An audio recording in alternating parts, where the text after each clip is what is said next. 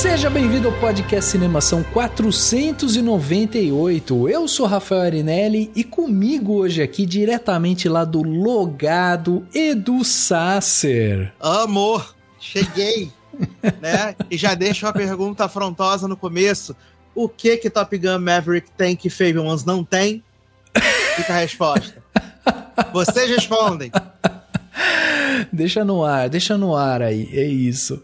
Pois é, minha gente, hoje tá aqui eu e o Edu, a gente veio aqui pra comentar, né, sobre a premiação do Oscar, né, afinal de contas agora no dia 12 de março de 2023 aconteceu a 95ª cerimônia do Oscar lá no Teatro Dolby em Hollywood, em Los Angeles, na Califórnia, e a gente vai fazer esses comentários sobre o que aconteceu no Oscar, os vencedores e tudo mais, e vamos ter aqui a participação também da colunista aqui do Cinemação e que vem lá direto do Cinemafilia, né, que é a Fabiana Lima, que já esteve aqui com a gente. Ela não pôde estar aqui com a gente agora, fisicamente aqui comentando ao vivo, mas ela mandou várias observações aí que vai ser legal pra gente discutir aqui também. Então é isso, vamos bater esse papo. Eu já queria agradecer, Eduzinho, de antemão sua participação aqui com a gente mais uma vez e queria que você já contasse aí o que é o Logado, né? Logado que tá aí vivendo última temporada, é isso? No Logado Cast? Exatamente, Logado Cast é em última temporada, né?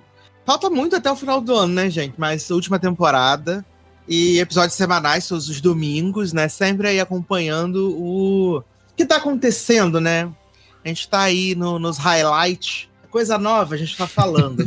A gente acompanha os highlights, exceto quando tem que inventar a pauta, porque não tem, né? Tipo, essa semana... Se você estiver ouvindo Cinemação na estreia, na sexta-feira, no Logado de domingo tem algumas pautas inventadas que já tinham passado. Ah, é? Mas eu precisei. Mas inventada tipo assim, sei lá, Tom Cruise é melhor que Brad Pitt? Não, inventadas assim. Tipo, peguei um filme que saiu em outubro e a gente vai falar agora sobre ele. Porque agora deu um espaço, né? É porque os meninos lá no programa, eles têm costume de falar que eu invento filmes e séries que não existem. O que não é verdade, vamos deixar bem claro aqui, é uma falácia. Jamais. O Edu, ele só é obsessivo por conteúdos questionáveis, vamos dizer assim. É isso, gente, isso é coisa boa. Inclusive, você que vai ouvir o Logado esse final de semana, prepare-se, eu vou contar pra você a segunda parte da 4ª temporada de You e vocês não perdem por esperar. Pois é. Eduzinho, e esse podcast aqui do Cinemação, podcast de Oscar e tal, é uma tradição ter você aqui, né? A gente não pode nunca quebrar essa tradição. Exatamente. Deixa o Rei do Show perder a melhor canção pra Viva a Vida é uma Festa, eu tô aqui. Sim. Reclamando. Destilando sua ira com as injustiças, não é verdade? Eu venho falar verdades aqui nesse programa. É isso. É isso, gente. Vamos então bater um papo aqui, né, sobre o Oscar 2023. Vamos debater um pouco sobre premiação, estrutura, os vencedores, perdedores. Vamos bater um papo no segundo ato desse podcast. Vamos lá. Movies can transform our lives. The movies we honor tonight have real power. And the Oscar goes to Everything, Everywhere, All at Once.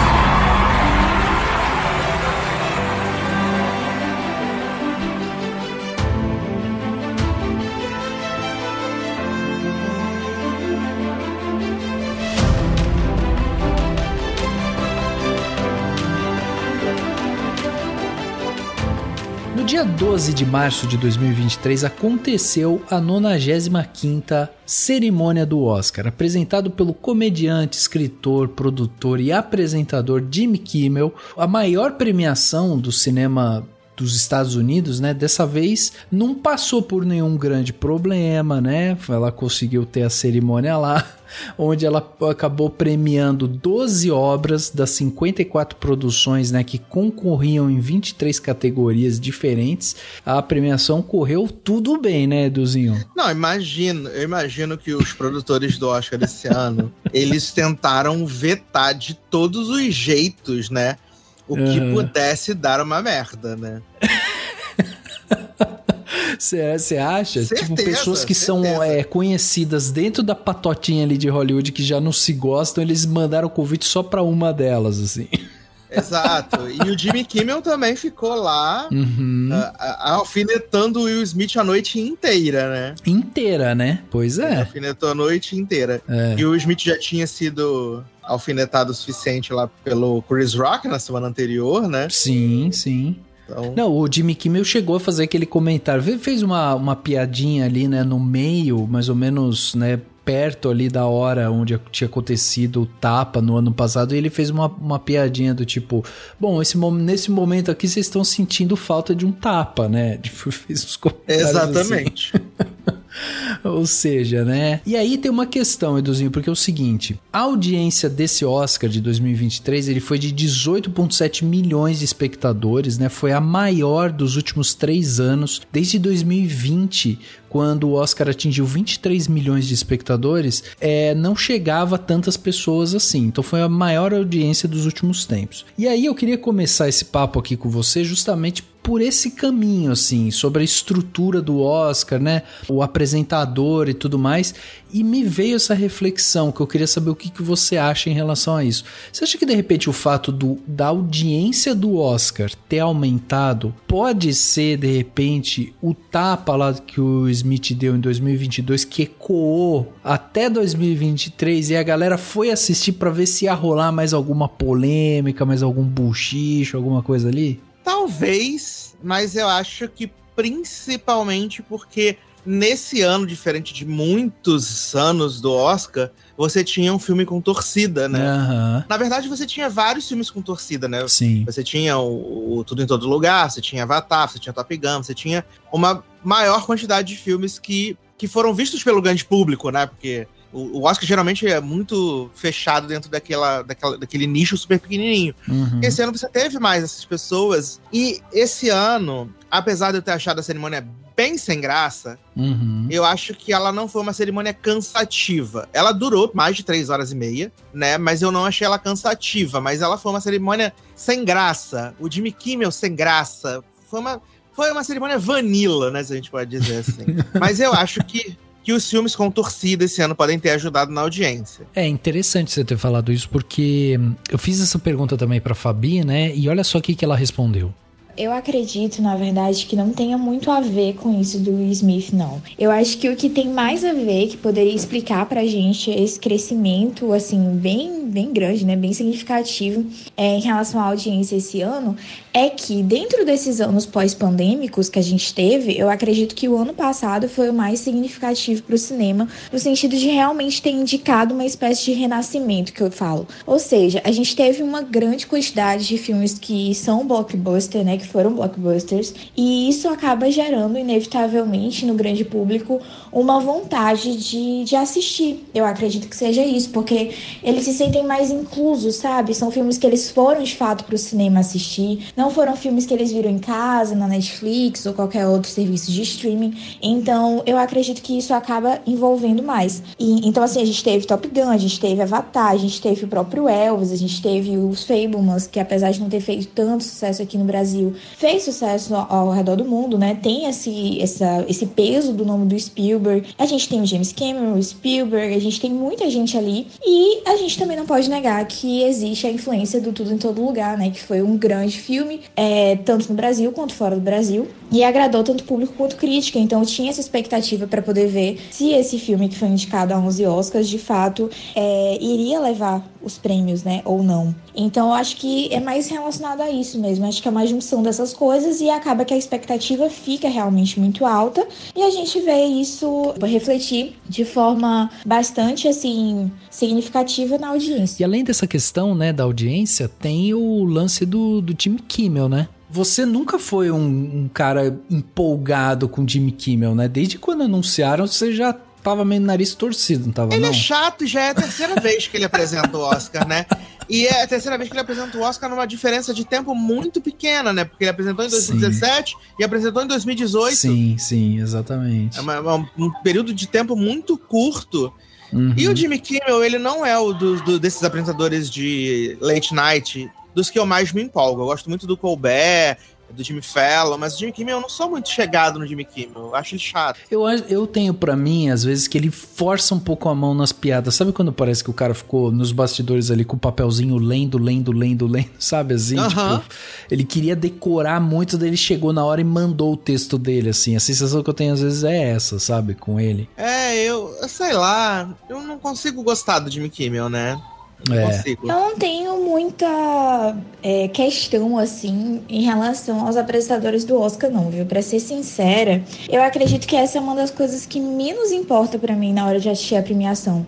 Então, assim, eu não senti muita diferença do Jimmy Kimmel e de outros apresentadores anteriores. Eu acredito que todos eles seguem uma apresentação, um tipo de comportamento bem protocolar. Eu acredito que sejam todos realmente, assim, muito parecidos um com o outro. Fora um ali, outro aqui, que talvez tenha uma polêmica maior ao longo da premiação e tudo mais. E aí eu já acho mais complicado, assim. Mas eu acho que todos seguem bastante, assim, um protocolo. E eu acredito que o Jimmy Kimmel não fez muita diferença nesse sentido, não. Agora, esse lance que você falou sobre os filmes com torcida é interessante, né? Porque, por exemplo, Tudo em Todo Lugar ao Mesmo Tempo, ele foi o grande vencedor dessa versão do Oscar, né? Ele levou 7 estatuetas para casa, das 11 indicações que ele teve, ganhou 11 Oscars. Em segundo lugar, a gente teve Nada de Novo no Front, né? Com 4 Oscars. A Baleia com 2 Oscars depois, em terceiro lugar. E aí, a galerinha de 1 Oscar, né? Que foi Entre Mulheres, Nato Nato,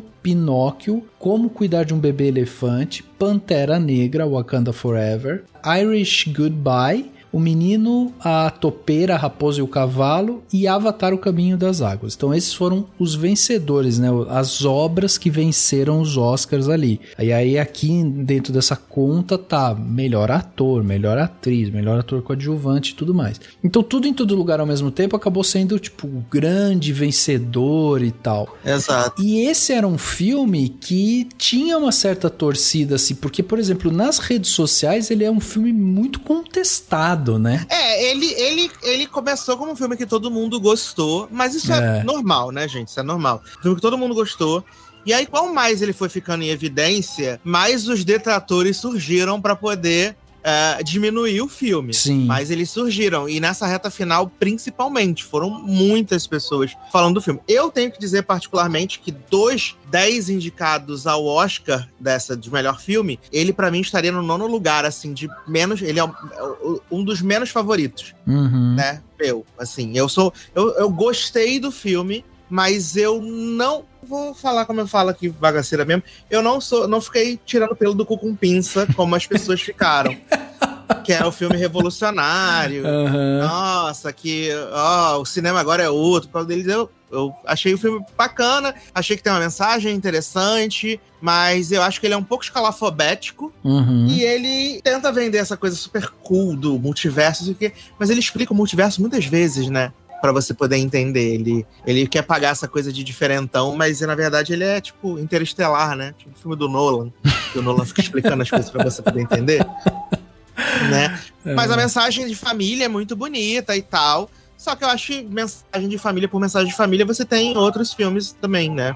Mas o revestimento dele é um revestimento muito bom. Mas é isso. Mas eu, longe de falar assim, meu Deus, que filme horrível. Deixa esse não filme. merece! Não merece, exato. Então, ele nunca foi o meu filme favorito. Pra falar a verdade, quando eu fiz o ranking, ele ficou em último lugar no meu ranking, porque ele foi realmente o filme que eu menos gostei. Na época, eu assisti, em junho de 2022, e ainda não tinha esse alvoroço inteiro em rede social, nem de amor, nem de ódio ao filme, então...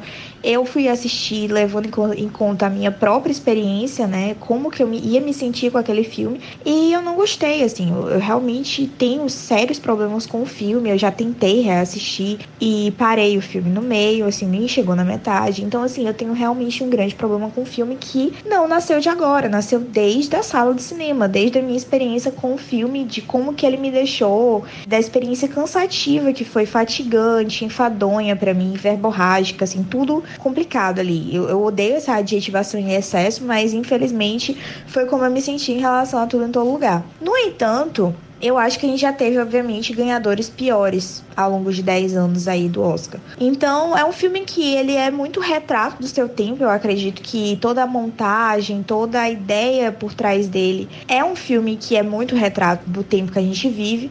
Então, é um filme realmente com a montagem bastante acelerada. Parece que a gente tá em 1.5, que foi realmente o ponto-chave para minha desconexão com o filme, né?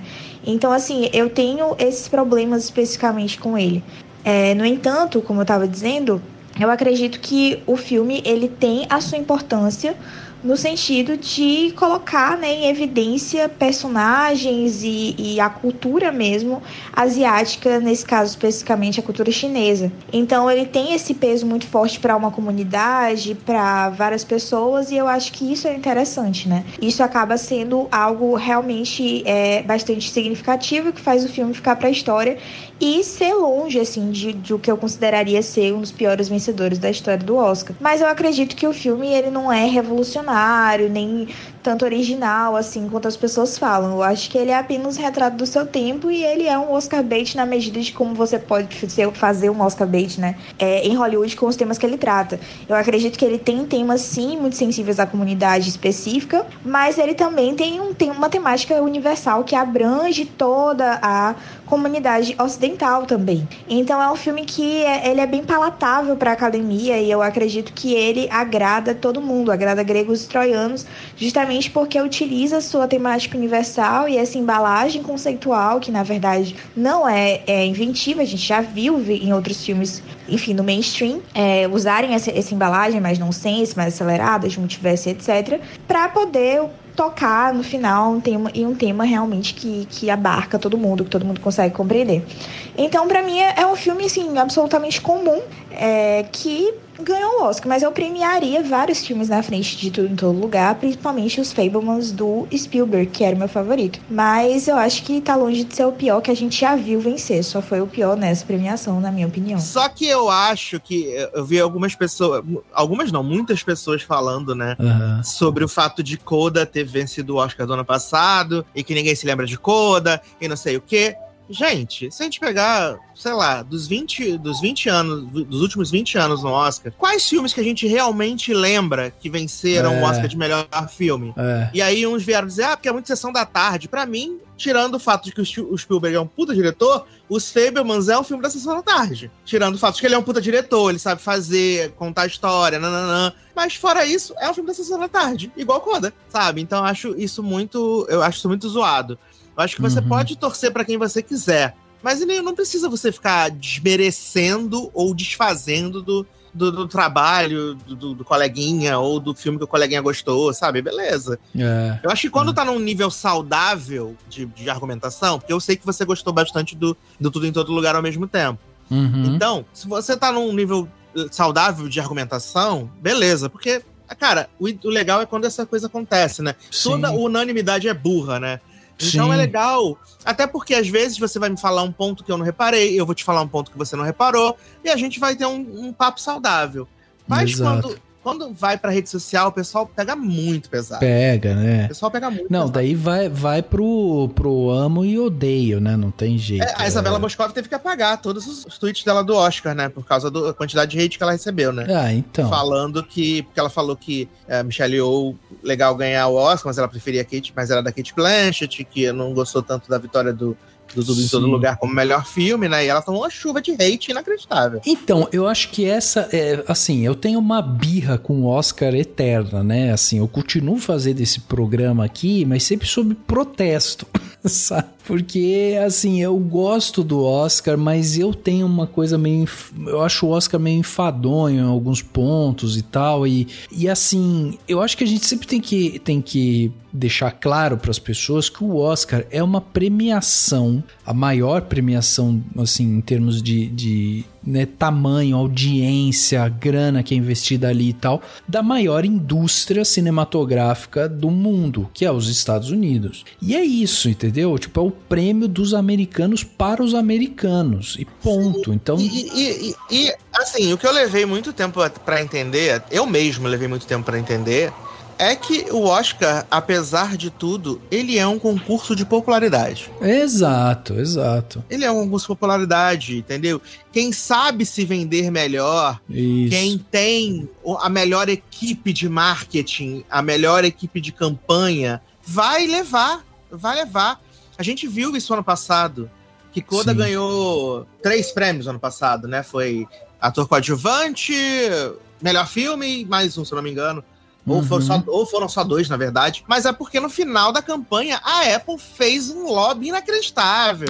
Sessões e convites e tal. E é o que Tudo em Todo Lugar ao mesmo tempo fez. Aí o pessoal, não, porque a A24 é pobrinha. Gente, a A24 é do dono do Chelsea. Esse cara tem um caminhão de dinheiro.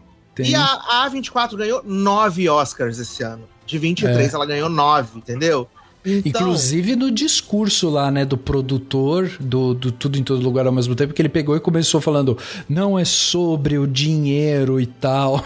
Meu, como assim não é sobre o dinheiro, cara? Entendeu? Eles fizeram uma campanha violentíssima, porque Tudo em Todo Lugar estreou em abril do ano passado. Que tá pra fazer um ano. Se não tivesse dinheiro, não tinha tido essa campanha de lembrança toda, os atores aqui, os atores ali, e deu muita força também. O SEG, que é um concurso de popularidade, né? Sim. Também ali entre os pares, e foi ali que eles se firmaram de vez como o momento, e eles aproveitaram esse momento da reta final, porque o SEG foi na semana que começou a votação do Oscar, né? Então eles aproveitaram esse momento e transformaram em vitórias. Então, é errado? Não é errado, gente, mas é isso. É um concurso de popularidade. And the Oscar goes to Brendan Fraser. The Whale! So this is what the multiverse looks like. Oh, my goodness. Whale-sized hearts bare so that we could see into your souls like no one else could do. And it is my honor to be named alongside you in this category.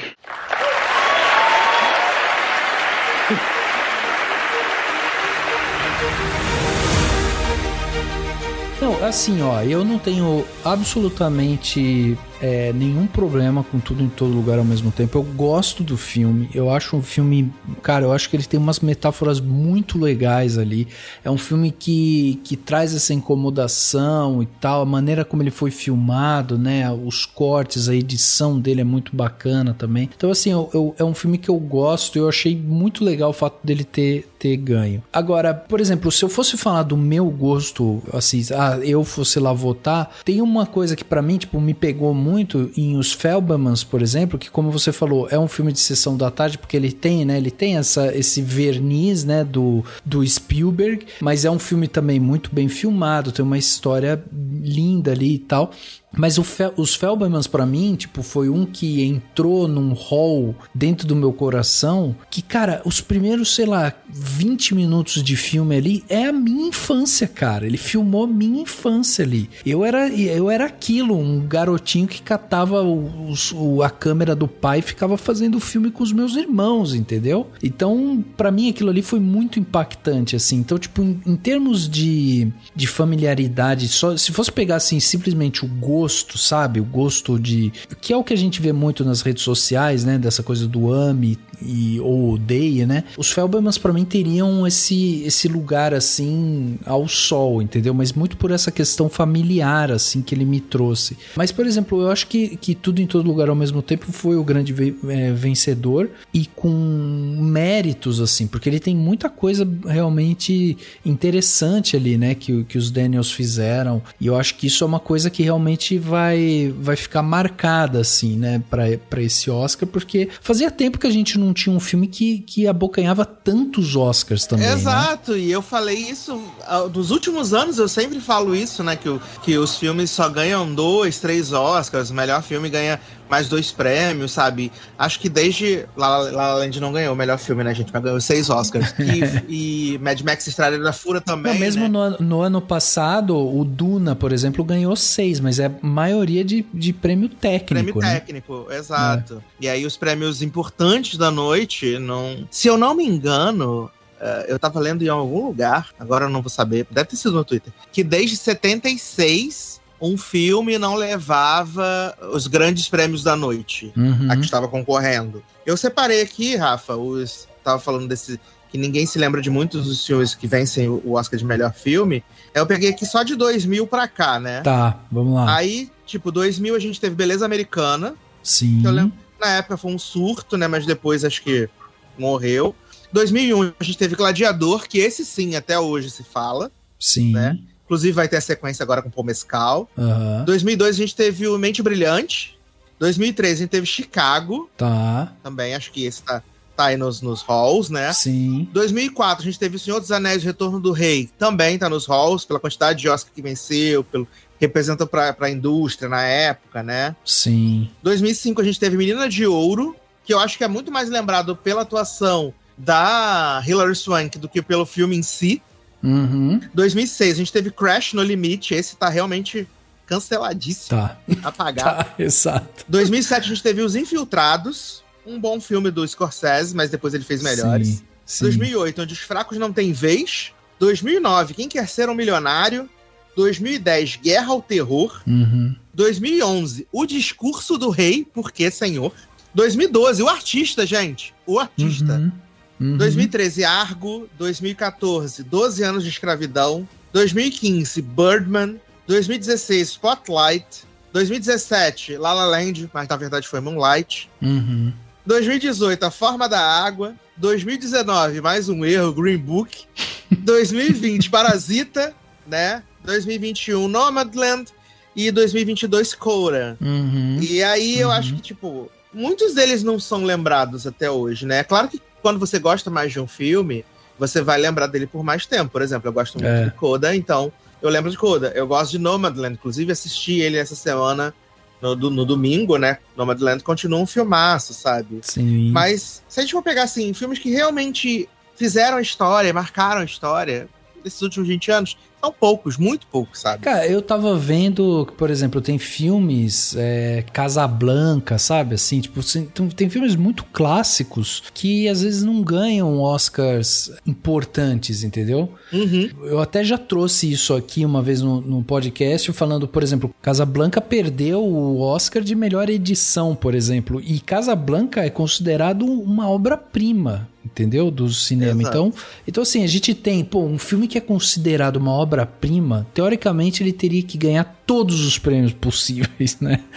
Mas não é assim que acontece, porque é isso, a gente tem essa questão das campanhas, como você bem lembrou e tal. Agora, eu tenho algumas coisas interessantes, né, desse Oscar. A primeira é que a gente teve algumas coisas diferentes, né, que aconteceram. Uma delas é que quando foram anunciados os indicados, que foi lá no dia 24 de janeiro, né, desse ano, eles fizeram uma transmissão ao vivo, né, pelo site oficial e no canal do YouTube da Academia de Artes e Ciências Cinematográficas. Isso já foi uma coisa feita agora. O que foi de novo é que a gente teve a apresentação do Riz Ahmed e da Alison Williams, e foi a primeira vez desde 2016 que as indicações elas foram reveladas com uma plateia ao vivo.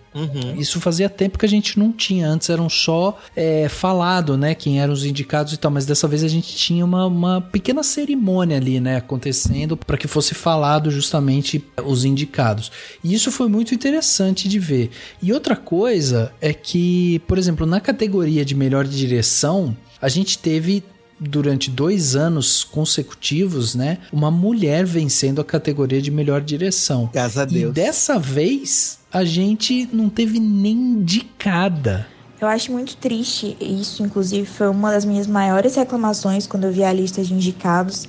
Eu acho isso um grande do retrocesso, assim. Não sei se tem muito a dizer, além de eu achar realmente um retrocesso. Mostra pra gente, na verdade, que a academia continua essencialmente conservadora, né, em suas escolhas e na sua forma de enxergar o cinema, porque a gente teve esse filme, o After Sun da Charlotte Wells, por exemplo, Foi um grande filme aclamado, assim, pela crítica, fez também o Paul Mescal, né, entrar na categoria de melhor ator. Então teve um reconhecimento, mas aparentemente é sempre assim, não é reconhecimento suficiente pra gente, assim, não é reconhecimento suficiente pra entrar no Oscar. E isso é muito frustrante, né, pra gente enquanto mulher, isso é muito frustrante, porque a gente tá o tempo todo percebendo o quanto que os nossos trabalhos e os trabalhos de minorias no geral são subjugados, né, dentro da academia. E isso é muito triste. Então, assim, não tenho nada a dizer, a não ser que isso é realmente um grande retrocesso. Eu super entendo, mas, tipo, no caso, você tinha ali na categoria de direção, você tinha o Spielberg, você tinha os Daniels, você tinha o Todd Fields, não tava, né? O Todd Fields tava, por tá. Talvez eu tiraria só o moço do Triângulo da Tristeza, né?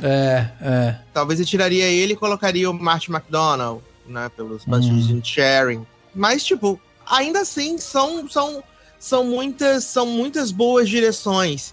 Eu acho que o Oscar, o que ele pode fazer para tentar melhorar isso, é uma coisa que o Emmy já faz atualmente, né, que é a flexibilização do número de candidatos. Porque o Oscar é fechado em 5 e acabou 5, é isso aí. O Emmy não, você consegue, às vezes tem ano que você tem 6, às vezes você tem 7, né? Isso seria legal. Você consegue ter um leque maior, sabe? De indicados e de opções e de rostos e de gêneros. Eu acho que você consegue abraçar mais. Porque quando você tem um spot muito limitado de quantidade, fica difícil você tentar agradar todo mundo também, sabe? Eu também acho. Acho que essa flexibilização é bem legal. Aliás, eu sou cada vez mais favorável a isso, ou que o Oscar seja uma coisa cada vez mais flexível, né? Assim, exato. Eu não digo nem flexibilizar em todas as categorias, que eu acho que seria um problema. Mas pelo menos nas 5 principais, você flexibilizar para você poder ter uma gama maior de artistas e de atores. Porque, por exemplo, se você tivesse, 7 vagas para melhor atriz, flexibilizado, com certeza teria entrado a Viola Davis, teria entrado a Danielle lá do Till, sabe? A própria Sarah Polley, né? Do Entre Mulheres. Exato, a Sarah Polley do Entre Mulheres. Você poderia ter mais pessoas na categoria, né? Mas como é só 5... e a Andrea Riseborough roubou a indicação da Viola Davis. Eu acho assim, porque é como você falou, assim, são fechados em 5 ali, né? Eu acho que alguns nomes, só pra gente deixar claro, né, que tem alguns nomes que poderiam estar ali que de repente não estavam, que é isso, tipo Sarah Polley por Entre Mulheres, o filme que estava concorrendo inclusive a melhor filme, né? Eu acho que poderia estar ali. Justamente, eu tiraria o Ruben Östlund. Não sei como é que fala esse sobrenome dele. Ruben Östlund, que é o cara do Triângulo da Tristeza. Eu tiraria ele sem dúvida e colocaria ou a Sarah Polley. Tinha também a Gina Pryce Bythewood, que, né, por Mulher Rei, né, que foi um filme também que eu achei bem legal, o filme da Viola Davis. A Maria Schrader, do Por Ela Disse, e uma forte candidata também de um filme que foi muito elogiado, né, ao longo aí dos últimos meses e tal, é a Charlotte Wells do After Sun, né, que é um filme... Pelo amor de Deus, assista o After Sun, que é uma pérola. É uma pérola. Então, e essa daí era uma que poderia muito bem estar aí, né? O After Sun teve uma indicação só, que foi de melhor ator. After Sun poderia estar em melhor filme, melhor roteiro. Nossa. E aí, então, mas é isso, né? E quando a gente fala dessas mulheres que tiveram, né, a indicação, a gente tá falando em 2021 a Chloe Zhao, né, que acabou vencendo por Nomadland, e em 2022 a gente teve a Jane Campion ganhando por Ataque dos Cães, que são filmes muito bons realmente, mas é como a gente tá falando aqui, tipo, After Sun, por exemplo, é um filme que tá no mesmo patamar, assim, né? É um filme... É um filmão. É um filmão, pois é. Lindo. Então é isso. Bom, e aí, Eduzinho, outra coisa aqui interessante é o seguinte, ainda dentro dessa categoria de melhor diretor que a gente tá falando, a gente tem o Steven Spielberg, né, ali, que ele recebeu a sua 9ª nomeação pelo prêmio de melhor diretor, pelo o Fabelmans, né, que é o filme da vida dele e tal, e ele acabou empatando com essa 9ª indicação com Martin Scorsese como o segundo diretor com mais nomeações pro prêmio de melhor diretor. Eles só ficam atrás do William Wyler, que tem 12 indicações, mas agora Martin Scorsese e Steven Spielberg empatados com indicações. Olha só que doideira. Scorsese isso. tem tudo pra desempatar esse ano, né? Porque vai sair. Dizem que vai sair finalmente lá o filme que ele tá fazendo com a Apple, né? O DiCaprio. Dizem que vai sair esse ano, finalmente. Dizem que vai. Ninguém sabe direito o que é, né? Se é um western, o que é aquele negócio. A gente só sabe que é adaptação de um livro. E que gastaram tubos de dinheiro. Exato, né? Exato. E outra curiosidade também, já puxando para uma outra categoria aqui, que é a animação, né? Melhor animação. Quem levou foi o Pinóquio, né? O filme do Guillermo del Toro. Eu saí assim encantado com o Pinóquio, principalmente por ser stop motion. Eu sou apaixonado por stop motion. E o Pinóquio é de uma riqueza, de uma qualidade assim absurdo. E uma das curiosidades é que o Guillermo del Toro, ele foi a primeira pessoa que já ganhou melhor filme, melhor diretor e agora melhor animação. Nenhum outro conseguiu ganhar nessas categorias. Olha só. Olha aí. Você chegou a assistir Pinóquio? Sim, as animações eu vi todas, né? Uhum. A que eu queria que ganhasse era o Gato de Botas, gente. Desculpa aí todo mundo.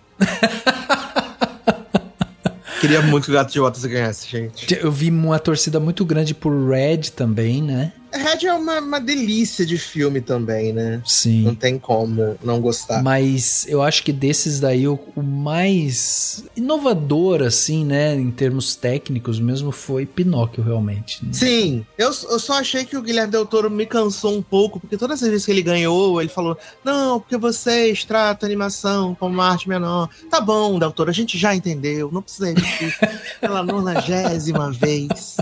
The Oscar goes to Michelle Yeoh.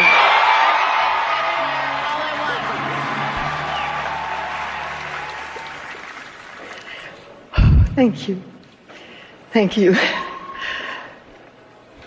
For all the little boys and girls who look like me watching tonight, this is a beacon of hope and possibilities. This is proof that dreams dream big and dreams do come true. And ladies, don't let anybody tell you you are ever past your prime. Never give up.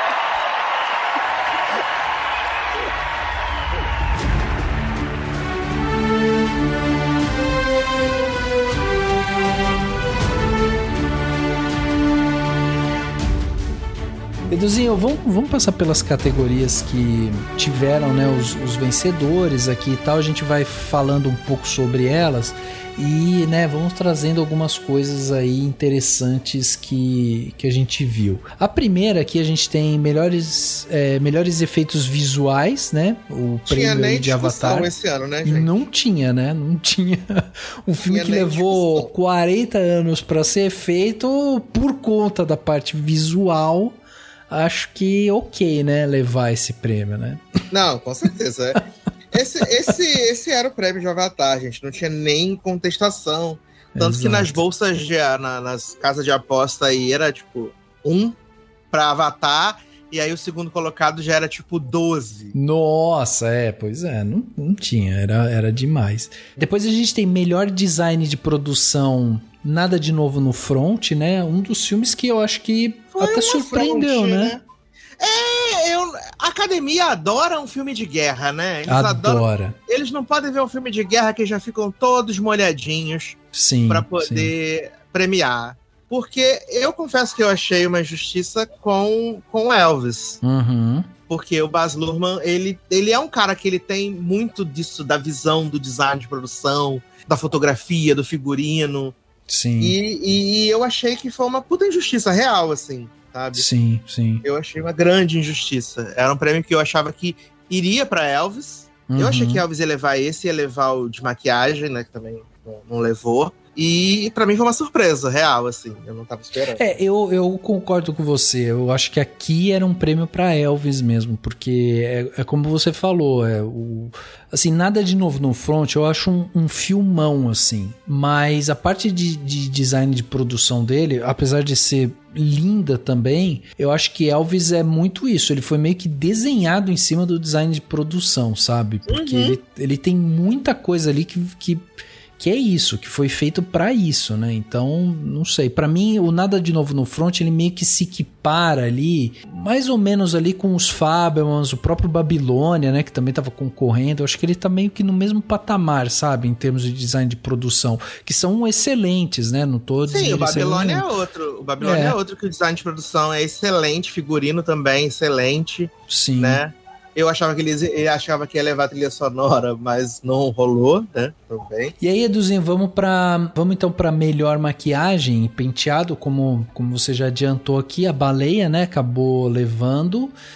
Você acreditava que poderia ser Elvis, né? Tava entre os dois, né? Tava entre o Elvis e o A Baleia. Mas como o Elvis tinha ganho vários prêmios, né? Antes sobre a maquiagem, eu achei que pudesse levar, mas eu acho que o fatsuit do Brendan Fraser tá muito bom, né? E era muito tempo de maquiagem e tal. Eu acho que teve um pouco disso também, viu? Acho que foi mais isso. E aí tá outra característica da academia. Eles adoram esse negócio de transformação, né? Sim. Porque se a pessoa ou fica super magra, ou aqui no caso gorda, né? Daí, essa transformação eles adoram, corporal, né? Eles adoram, Tem vários exemplos disso, né? Christian Bale, a Charlize Theron, né? Sim. O Matthew McConaughey, eles adoram isso. Aí a gente tem melhor curta de animação, né? Que daí a gente tem aqui o Menino, a Topeira, a Raposa e o Cavalo, né? E é lindinho demais, gente. É muito lindo. Pois é. E a raposa quem faz é o Idris Elba. Sim, isso é muito lindo, gente. Ele parece que você tá vendo um livro. É muito lindo, gente. Ele tem uma coisa de aquarela, né? Muito lindo mesmo. É muito lindo. E aí a gente chega aqui em melhor curta live action, né? Que daí foi Irish Goodbye, né? Um filme aí que ganhou. Confesso que eu não assisti. Ele é bem legal, mas eu achei que ia ser o Le Pupil, né? Que ia vencer. Inclusive, apostei no Le Pupil. Porque Le Pupil que tá no Disney Plus, né? Tá no Disney Plus, né? E é do Cuarón, né? Então, eu achei que fosse Le Pupil. E ele é bem legal. Ele é bem bonitinho, assim, também, o Le Pupil. O diferencial do An Irish Goodbye é que ele tem ali um ator, né? Com síndrome de Down, James Martin, né? E é um filme bem tocante. É a história de dois irmãos que perdem a mãe. E aí um irmão, né, que volta pra cidade meio que pra fazer o enterro da mãe, eles descobrem uma carta com alguns desejos dessa mãe. E aí eles querem realizar esse desejo como um adeus a ela. E aí... Não, foi mó bonitinho no Oscar, né, que eles cantaram parabéns pro ator que tava fazendo aniversário. Sim, foi exato. Melhor som, Edu. Temos aqui o Oscar que você queria pra Top Gun. Menino... Eu apostei no bolão que a Top Gun ia ganhar melhor som, né? Porque ou ia ser Top Gun, ou ia ser o Nada de Novo no Front, ou ia ser Elvis. Eles eram os frontrunners. Mas como a academia cometeu o crime de não indicar o Cláudio Miranda em fotografia, né? Eles tinham que se redimir de um jeito. Porque realmente, gente, o Cláudio Miranda ganhou todos os prêmios que concorreu esse ano. E aí ele não foi indicado ao Oscar. Isso é muito... sem sentido. Sim. Pra botar o Roger Dickens no Império da Luz. Pelo amor de Deus, preserva a academia. Só porque é o Roger Dickens, preserva. E aí deu pro som de Top Gun, que é isso mesmo, é maravilhoso. Eu vi na X Plus com som Dolby Atmos e é incrível, incrível. E Top Gun é Oscar winner. Boa noite. Isso. Ele vai ter o selinho na capa lá do Blu-ray. Exato, vencedor do Oscar. Na letra miúda vai estar lá, melhor som. Mas a pessoa vai bater o olho e vai falar, caraca, filme ganhador de Oscar. E é isso, né? Eu achei bem entregue também. Eu acho que pra mim, o melhor som nem estaria... entre Elvis, Assim, eu acho que Elvis, tudo bem, Elvis tem a questão sonora, né, muito forte, afinal de contas, o filme sobre o Elvis e tal, mas pra mim tava entre Top Gun, Nada de Novo no Front, porque, de novo, esses filmes de guerra tem um trabalho de som ali que é muito forte, assim. E esse filme especificamente, como você tá acompanhando o personagem, né, em vários cenários, o som, ele traz essa textura de uma forma bem sistemática, assim. Então eu fiquei em dúvida entre os dois, mas eu acho que Top Gun foi muito bem entregue, assim, porque, cara, o filme é você dentro do avião, né? Então, assim... E o som meio que te mergulha nisso, não tem muito o que falar. Né? Era o mínimo que o Oscar podia fazer de celebrar as duas maiores bilheterias de 2022. O filme que tipo, os dois filmes que deram um respiro pro cinema em 2022. Sim. Então o mínimo que eles podiam fazer era celebrar. Não é a festa do cinema, não é a festa da indústria. Uhum. Então você tem que celebrar aqueles que levaram o público, porque eu acho que tem muito disso de excluir o que é popular, né? Uhum. Pra focar muito no nichado. E eu acho que o mínimo que eles podiam fazer é celebrar esses dois filmes que foram o fôlego do cinema em 2022. Exato, também acho. Melhor figurino, Edu, a gente teve Pantera Negra, Wakanda Forever. Olha, não gostei. Não gostou? Não gostei. Cara, eu gostei muito pela Ruth Carter. Eu não gostei porque o figurino de Pantera Negra 2 é um repeteco do primeiro, né, gente? Que ela já tinha ganho. Ela já tinha ganho o Oscar por isso, sabe? Eu acho... eu realmente acho que Babilônia podia ter ficado com Oscar de figurino, Elvis podia ter ficado com figurino. Uhum. Realmente, eu não achei interessante. Acho que não gostava muito forte, né? Eu não achei interessante essa escolha da academia pelo Pantera Negra. Eles podiam ter escolhido Pantera Negra em outra categoria, né? Que eles dizem não escolheram. Eles poderiam ter escolhido lá. Qual categoria? Atriz coadjuvante. Pois é. Poderia ter escolhido Pantera Negra lá. Que depois tem o videozinho dela, né? Vendo o prêmio sendo entregue pra outra pessoa. Nossa, eu fiquei muito triste pela Angela Bassett. Muito triste. Mas quando a gente chegar em atriz coadjuvante, eu hablo. Tá bom. Ó, eu digo que eu gostei dessa entrega pra Pantera Negra. Pra mim, apesar de ser um repeteco, que eu acho que até tem esse lance do repeteco mesmo, mas eu acho que é um figurino muito diferenciado, entendeu? Por mais que tenha a Elvis, Babilônia e tal, pra mim ele é muito diferente dos outros. Então, como eu falei, eu gostei muito da Ruth Carter ter levado, né, o vestuário e tal, ter ganho, né, o melhor figurino, porque ela se tornou a primeira mulher negra, né, a conquistar mais de um Oscar na história. Tem noção disso? Como a gente tá... Quando eu vejo essas marcas, eu acho a gente tão atrasado, né? É isso, né, gente? É porque as pessoas não podem ganhar prêmios se elas não são chamadas pra trabalhar, né? É isso, exato. É isso. E tenho dito. Melhor fotografia, Edu, a gente levou aí. Quem levou foi Nada de Novo no Front, né? Ai, que saco! Mas esse eu votei no bolão que eles iam ganhar. Mas, ai, gente, que saco. Para com essa neura de guerra. Inferno. Pra você ia pra quê? Na verdade, quem deveria ter ganho fotografia não estava indicado, que era Top Gun Maverick. Né? Quem devia ganhar era Top Gun Maverick, não estava indicado. Eu acho que esse daí foi bem entregue, viu, Edu? Não é por nada não, mas eu gosto da fotografia de Nada de Novo no Front. Esse eu gosto. Melhor edição, Edu, temos aqui Tudo em Todo Lugar ao Mesmo Tempo. Aí, começou a avalanche de Tudo em Todo Lugar ao Mesmo Tempo. Faz todo sentido. Todo sentido, é. E você sabe que eu acho que talvez a maior concorrente de melhor edição... Top Gun Maverick. Eu acho que seria Tar, sabia? Eu tenho pra mim essa... Tar, cara, que filme. Eu gosto muito de Tar. Então, eu acho que ele estaria ali, pau a pau com Tudo em Todo Lugar ao Mesmo Tempo. Mas eu acho que foi bem entregue também. Não foi bem entregue. Melhor curta documentário, Edu. Como cuidar de um bebê elefante. Maravilhoso! Esse curta é apenas tudo. Tá na Netflix, viu? Pra quem não viu, tá na Netflix. É tudo esse curta. Ele é um curta muito fofo, gente. Não tem como não gostar desse curta. Ele é muito, muito fofo. Conta a história de um casal, né, no sul da Índia que se dedica a cuidar de um bebê elefante órfão. Um petzinho, exatamente. Tem um petzinho. Esse é demais. Muito, muito bem entregue também. Melhor documentário, esse daqui eu achei interessante da gente comentar, Edu, pelo seguinte, ganhou Navely, né, que é um documentário aí que tá acho que no Prime Max. HBO Max, HBO Max.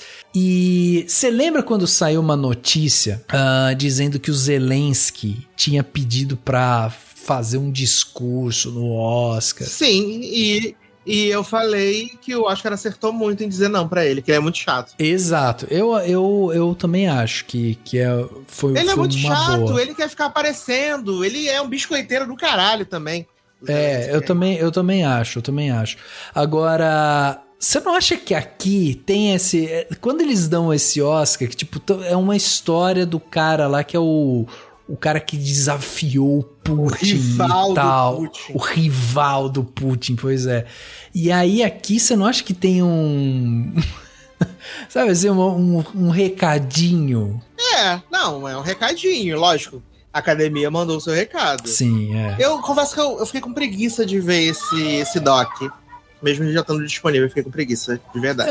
Então, eu acho. Eu vi dos moços que morreram no vulcão, que é bem triste, bonito e triste. Eu acho que tinham outros candidatos mais interessantes, sabe? E pra mim isso daí soou muito, assim, como um recadinho, assim, sabe? Não um recadinho direto, assim, sabe? Tipo aquela coisa meio inconsciente coletivo, assim, sabe? Uhum. Melhor filme internacional... Qual será que foi, Edu? Nada de novo no front, né? Mas o que faz sentido pelo fato de que estava em várias categorias, estava concorrendo a melhor filme, né? Então faz sentido, apesar de que, né, estamos aguardando, inclusive, a movimentação de Rafael Arinelli. Close, belíssimo, né? Esse grande cristal. Vi no cinema, né? Chorei também horrores no cinema. Sim. Fui prestigiar, né, da bilheterias. Sim, exato. Por isso que eu queria que você desse a sua opinião justamente sobre isso, porque assim, tava meio claro que Nada de Novo no Front ia levar melhor filme internacional, porque é um filme que tá concorrendo na categoria de melhor filme, era óbvio que ele não ia ganhar melhor filme, ia ganhar em melhor filme internacional. Tem umas jogadinhas do Oscar que você bate o olho e você já manja, né? Assim, isso aí. O que vai acontecer? Agora, dito isso... Mas esse ano foi assim, eu tenho que dizer que foi um bom ano para os filmes internacionais. Sim, né? Sim. Eu gostei de todos esses, né? Gostei, obviamente, em ordem de preferência, né? Até a minha ordem de preferência é Close, A Quiet Girl, o Argentina 1985 e o Nada de Novo no Front. Né? Minha ordem de preferência, porque eu não sou dos filmes de guerra, então o filme de guerra nunca vai ser a minha preferência. Né? Mas não posso dizer que os filmes não eram bons. Todos os filmes eram bons. Todos os filmes tinham muita qualidade. Eu realmente sou muito, muito fã do Close. E eu não gostei tanto assim de Nada de Novo no Front. Eu não tive nenhum grande problema com o filme quando eu assisti. Mas depois, quanto mais eu pensava nele, menos eu gostava, sabe? Eu achei um filme muito burocrático mesmo em relação à guerra. Eu acho que ele retrata a guerra de uma forma pouco inventiva, pouco criativa em relação ao que a gente já teve, né, anteriormente na história do cinema relacionado à Segunda Guerra Mundial.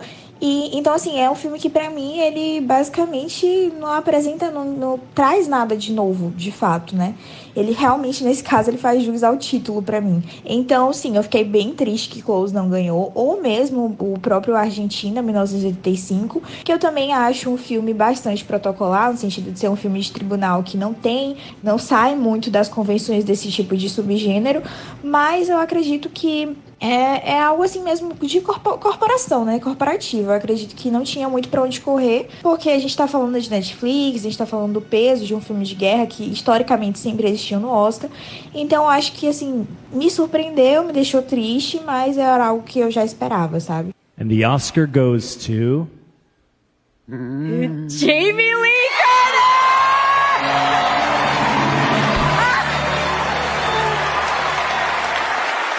up. I have 45 seconds, and I promised Janet Yang I wouldn't do it well because I'm a good girl. I know it looks like I'm standing up here by myself, but I am not. I am hundreds of people. I'm hundreds of people. I am where are the Daniels? Daniels, Jonathan, Leyline, the entire crew, my bae Michelle, Key, Steph, the entire group of artists who made this movie. We just won an Oscar.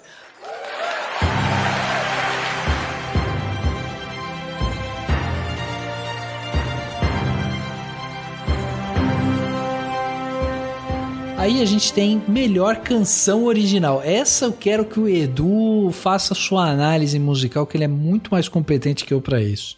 Primeiro, vamos falar das performances, né? Sim.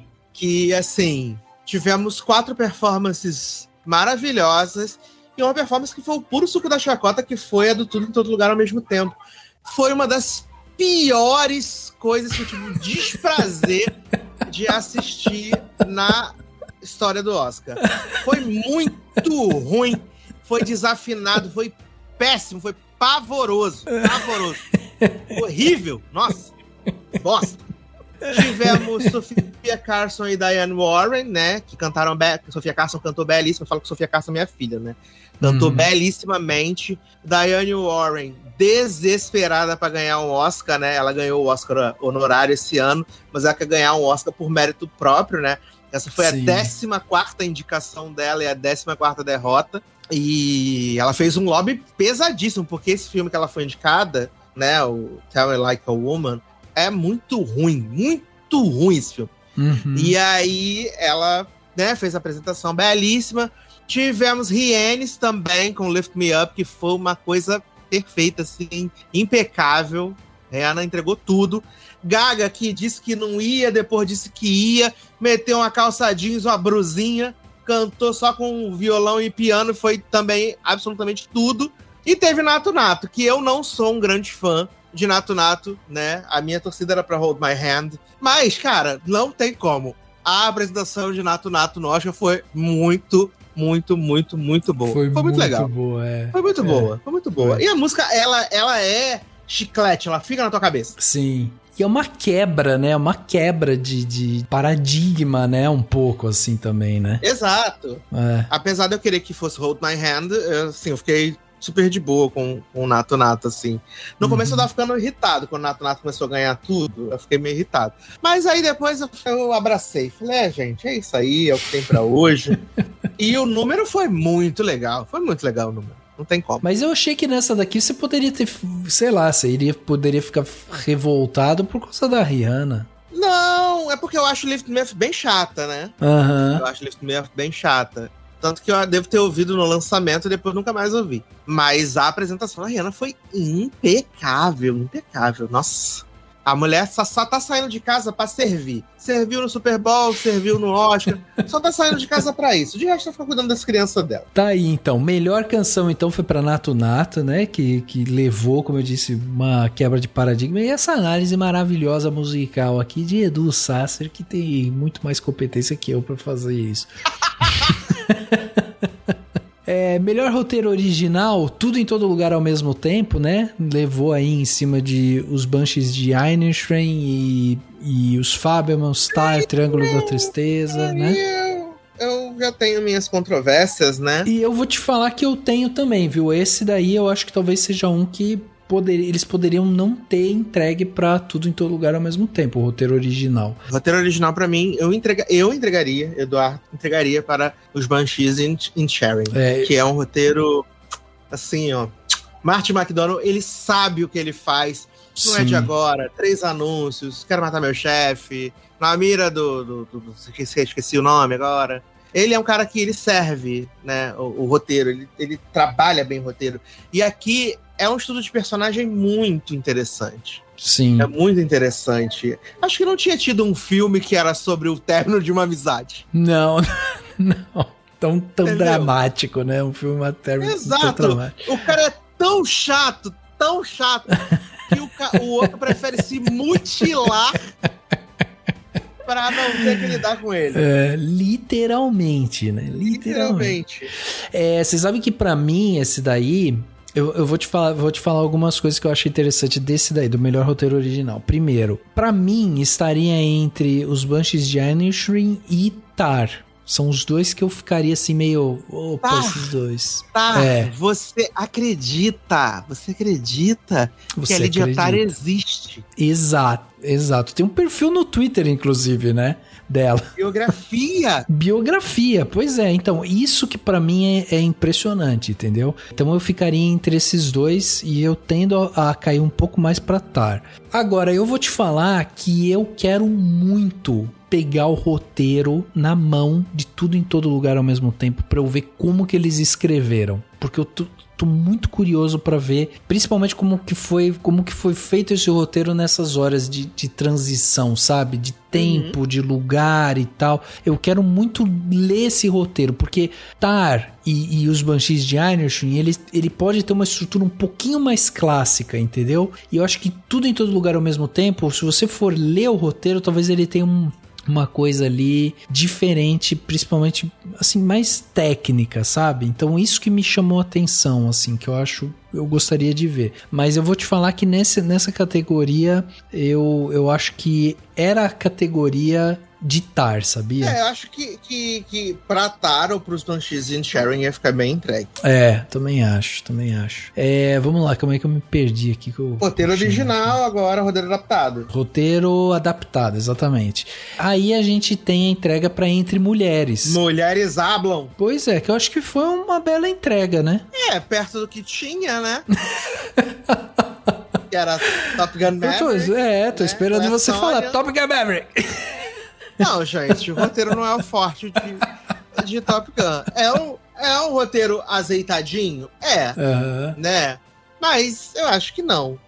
Eu confesso que eu não sou o maior fã de Entre Mulheres. Eu também não. Não sou. Não sei, eu acho o filme truncado. As atuações são excelentes, mas eu acho o filme truncado. Eu não gosto dessa coisa meio teatral também, me cansa demais. E eu confesso que as mulheres hablaram tanto que eu confesso que teve um momento que eu tava perdendo a esperança, assim. Eu falei, meu Deus, chega de hablar. Pois é, mas eu acho que aí que tá, de novo, a parte técnica que me chama a atenção, porque eu acho que o texto desse filme é justamente, o filme é um filme de texto. Então, assim, a parte de roteiro, ou, né, alguma coisa em relação à atuação e tal, eu acho que era onde esse filme poderia figurar ali fortemente, sabe? Que todo mundo que tava fazendo apostas e tal, a única categoria que tava apostando pro Entre Mulheres, até porque só tava correndo em duas, né, era pra roteiro original. Era o único que ele tinha chance. Exatamente. Roteiro adaptado, né? Roteiro adaptado, exatamente. Bom, aí chegamos aqui. Melhor atriz coadjuvante, Edu. Aí a gente tem a entrega pra Jamie Lee Curtis. Jamais, né? Assim, falar que não merecia. Eu acho que ela merecia também. Mas... pra mim, merecia mais ainda a Angela Bassett. Eu acho que a Angela Bassett merecia demais esse Oscar. A gente tinha 3 potenciais vencedoras, né? A Angela Bassett, que perdeu um pouco de força nessa reta final da campanha. A Carrie Condon, que ganhou o BAFTA. E a Jamie Lee, que ganhou o SAG, né? Até então a Jamie Lee não tinha ganho nada, né? Sim. Aí, mostra que realmente é um concurso de popularidade, né? Até porque a Angela Bassett e a Jamie Lee Curtis, elas se assemelham em muito, né? No fato de serem atrizes que são queridas entre os pares, que têm uma longa carreira, que já fizeram de tudo no cinema, que já fizeram TV, né, que já tiveram bons papéis, maus papéis. Elas se assemelham muito, né, mas eu acho que a campanha e o lobby acabou sendo muito mais forte para Jamie Lee nesse final de carreira. Eu fico triste pela Angela Bassett, porque eu acho que Pantera Negra é um filme de mediano para fraco, né, mas se tem uma coisa que é impecável em todos os momentos em que tá em cena, é a Rainha Ramonda, sabe? Sim. Ela é o poder do filme, né? Ela é o poder do filme. Ela é realmente uma rainha. E aquele negócio, né? A gente tava falando aí da representatividade. Você falou da Ruth Carter de ser a segunda mulher negra a ganhar o Oscar. Cara, a Angela Bassett foi indicada em 94 pela Tina. Sim. Não ganhou. né? Depois disso, Angela Bassett já trabalhou um monte e levou 29 anos para ela ser indicada novamente a um Oscar. A gente não sabe se ela vai ter oportunidade de ser indicada mais uma vez, sabe? Por causa desse gap que a gente sabe que existe, né? Apesar da academia hoje em dia ser mais diversa, né? Ter mais pessoas. A gente ainda sabe que o grosso da academia é branco, é hétero, então é complicado, sabe? Mas eu fiquei... Se der um prêmio que me deixou triste, foi esse. Porque eu tinha muita expectativa que ela pudesse ganhar. A gente vê a cara de decepção dela quando eles anunciam a Jamie Lee. E, cara, eu não tenho como... Eu só não fico mais triste porque a Jamie Lee, eu gosto muito dela. Ela é uma figura super carismática. Ela tá toda boba com esse Oscar dela, né? Hoje ela fez um brunch com as amigas com o Oscar. Ela tá muito feliz, né? Apesar de ser uma Nepo Baby, né?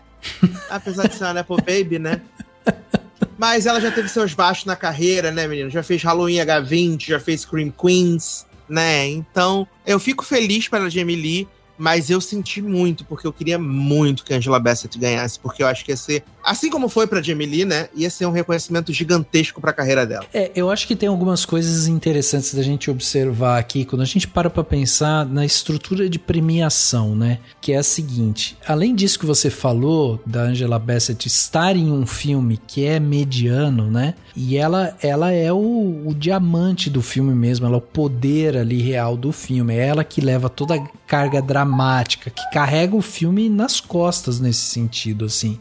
E a gente tá falando justamente de um filme que, né, teve muita bilheteria e tal. Então, assim, ela tem esse aspecto mercadológico. A Jamie Lee Curtis, ela... Pra mim, né, tô falando aqui da minha opinião, eu acho que ela ganha o Oscar porque ela tá em um filme que oferece pra atriz esse desdobramento de personagem, que ela pode abordar essa personagem em vários momentos diferentes, com características diferentes. Então ela faz a mesma personagem se transformando em várias coisas diferentes, né? E esse foi o grande charme justamente de Tudo em Todo Lugar ao Mesmo Tempo. É você pegar personagens que são os mesmos e que estão colocados em universos diferentes. Então cabe ao ator essa complexidade de você mostrar que é a mesma pessoa, só que sendo uma pessoa diferente. Isso é complexo de se fazer. Então a Jamie Lee Curtis, ela tinha, por ela estar nesse filme, eu acho que ela tinha mais ferramentas ali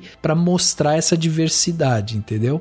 Agora, em termos de estrutura de premiação, que aqui entra uma coisa que eu sempre falo isso, e eu realmente acho isso, que eu acho uma bizarrice você ter em melhor atriz coadjuvante 2 atrizes do mesmo filme, entendeu? Porque a gente tinha Jamie Lee Curtis concorrendo com a Stephanie Hsu, que também tá em Tudo em Todo Lugar ao Mesmo Tempo. E na minha concepção... ela é melhor do que a Jamie Lee. A Stephanie Hsu é melhor que a Jamie Lee. Muito melhor, muito melhor, muito melhor. E assim, inclusive porque ela aparece mais no filme, entendeu? Então assim, ela ainda... Se eu tava falando sobre essa questão da ferramenta e tal, que a Jamie Lee Curtis teve, a Stephanie Hsu tinha mais ainda, porque ela aparece muito mais vezes, ela faz uma personagem que, né, é uma antagonista ali e tal. Então, enfim, eu tenho pra mim que se fosse pra pegar uma das atrizes do Tudo em Todo Lugar ao Mesmo Tempo, eu daria mais ênfase pra Stephanie Hsu. Agora, entra também ainda dentro dessa parte de estrutura da premiação, entra também essa questão de que tem o nome, né? Tem a campanha. Jamie Lee Curtis e Angela Bassett são eram os 2 nomes mais pesados dentro dessa categoria. Sim. Então, entre os 2 nomes mais pesados, quem é que teve mais ferramentas? A Jamie Lee Curtis, né? Então eu acho que foi isso, entendeu? Foi pra esse caminho. Agora, ator coadjuvante era meio barbada esse daí.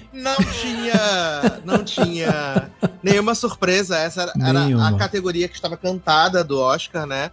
Sim. Desde o começo o Ke Huy Quan dominou. Totalmente. Mas eu quero aproveitar aqui para divulgar e enaltecer o trabalho de Brendan Gleeson em Os Banshees Inisherin. Sim. Ele é meu favorito, né? Ele é meu favorito. que ele faz esse filme é muito bom, assim, sabe? Eu gosto muito da persona do Brendan Gleeson. Da ironia, né? Da ironia que tem nele. Exato, né? E ele casa muito bem com esse tipo de texto, né? Ele casa muito bem com esse tipo de texto. Então eu queria aqui divulgar e enaltecer o trabalho dele, né? Mas é muito isso, né? O Ke Huy Quan é, cara, assim, é impressionante. Foi eu o acho discurso que ele mais emocionado da noite, né? Ele é um querido. Mãe, tô aqui. Pô, que é isso? Ele é um querido, ele é um querido. É aquela pessoa que ganha e você não tem como não gostar que aquela pessoa ganhou. Exato, exatamente. Né? And the Oscar goes to Ke Huy Quan.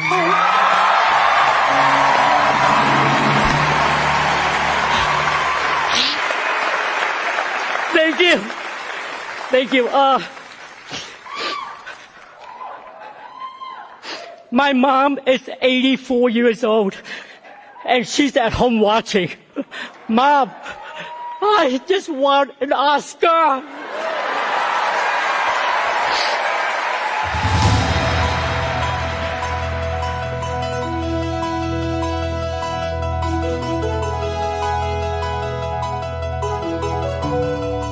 Bom, melhor trilha sonora, Edu, nada de novo no front, trilha sonora. O que você achou dessa premiação? Uma palhaçada.